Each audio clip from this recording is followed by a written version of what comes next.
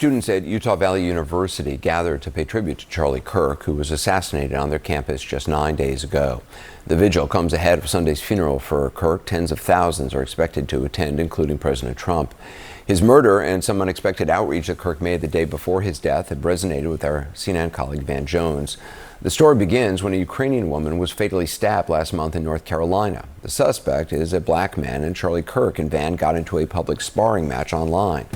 Kirk claimed the murder happened because she was white. Van denounced that as completely unfounded.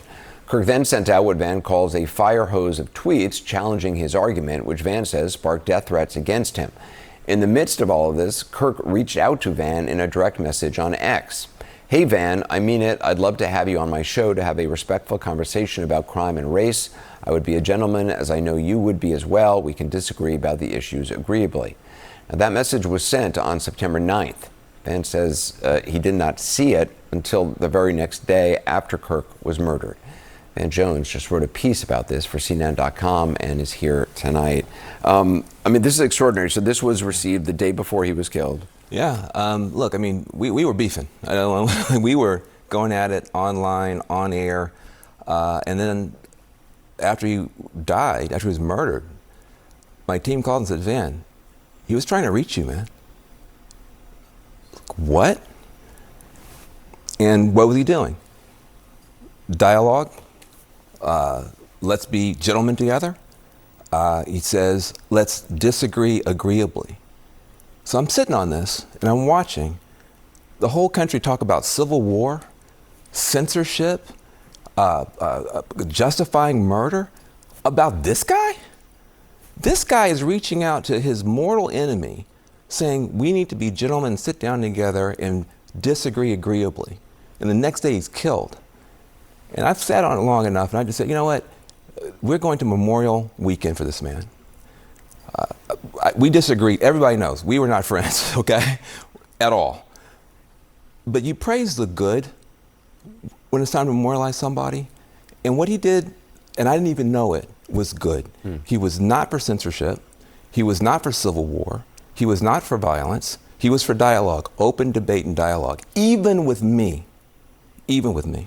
If, would you have gone on his show? Would you have done look, I would have probably tried to get him on your show. I wasn't trying to build his platform, but I would have called him, we would have talked, and we would have started the process of trying to figure this stuff out. And I think what happens is, people get so worked up, Anderson, seeing us go at it, they think they're supposed to go out and kill somebody, or go out and talk about civil war, or go out and silence people, or cancel people, or fire people, or censor people. About Charlie Kirk, Mr. Debate, I did not agree with him on literally almost anything. But we were words, not weapons guys. We were words, not weapons guys. And we were getting into a position where we could get some real debate going, whether it was going to be on CNN, on his show. That wasn't worked out. But I would have taken him up.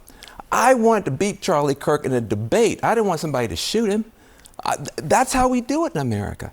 And the idea that now people on both sides are justifying murders and calling for civil wars, we gotta calm this down, Anderson. We need to calm this down. We need to lower the temperature. Yes, we disagree, but like he said, we can disagree agreeably. That's his last words to me. Let's disagree agreeably. We should take that spirit into the Memorial Weekend for this guy. You also wrote that in the wake of Charlie Kirk's murders, Americans have a choice. They can choose more violence, more outrage, more censorship, or a different way. It's similar to what the governor in Utah, Spencer Cox, has said in recent days. Yeah, look, he's a Republican. He's saying the same thing I'm saying. I'm a strong Democrat. We have a choice now. This could be the beginning of us getting off of this pathway, but the pathway we're on, Anderson, is scary. It's about more violence, it's about more retribution, it's about more censorship, it's about more of everything that nobody wants, but we can't seem to get off of it. Charlie Kirk in his last message to me was pointing a way out. Civil discourse, civil dialogue, debate, let's disagree agreeably. If you want to get off this train, we can do it this weekend. Van Jones, thanks so much. Appreciate it.